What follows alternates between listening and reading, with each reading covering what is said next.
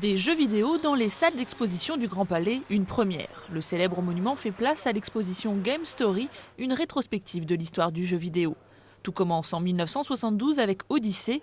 Sans être un succès, cette première console de salon marque l'émergence d'un nouveau loisir. Quelques mois plus tard, c'est un jeu d'arcade qui fait un carton. Pong, 2 traits, 1 point et des bips. Décliné en console, il lance le succès de la firme Atari. L'entreprise américaine sera la première à commercialiser cette console. L'Atari VCS va se vendre à plus de 10 millions d'exemplaires. L'Atari VCS 2600 va recevoir très rapidement des hits venus de l'arcade et notamment des jeux à succès tels que Pac-Man ou Space Invaders ou Asteroid. Et donc les gens vont s'arracher dès le début des années 80 la VCS 2600 pour pouvoir jouer à ces hits de l'arcade chez eux. Au début des années 80, les consoles se multiplient, les jeux aussi. On voit apparaître les premières mascottes, Donkey Kong, Mario ou encore Alex Kidd et Sonic. Design sommaire des consoles et musique parfois entêtante, les visiteurs pourront rejouer aux plus grands hits des premières années. Conçue chronologiquement, cette exposition montre également l'interaction avec les autres formes d'art graphique sur papier, sur petit et grand écran.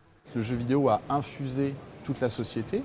Il y a toujours eu un mouvement dans les deux sens. Le jeu vidéo recevant des influences du cinéma, de la bande dessinée, de la télévision, et en retour, le jeu vidéo émettant ses propres influences vers ces autres médias.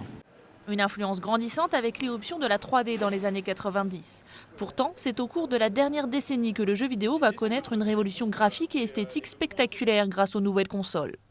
L'homme, dès lors que le cinéma est apparu, a voulu créer un monde, n'est-ce pas, que des techniques de photographie, aujourd'hui numériques, permettent d'inventer pour sortir du monde du réel.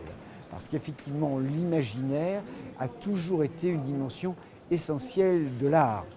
Sortir du monde du réel par une interaction de plus en plus poussée entre le jeu et le joueur. Sans manette, c'est le corps qui contrôle aujourd'hui le jeu.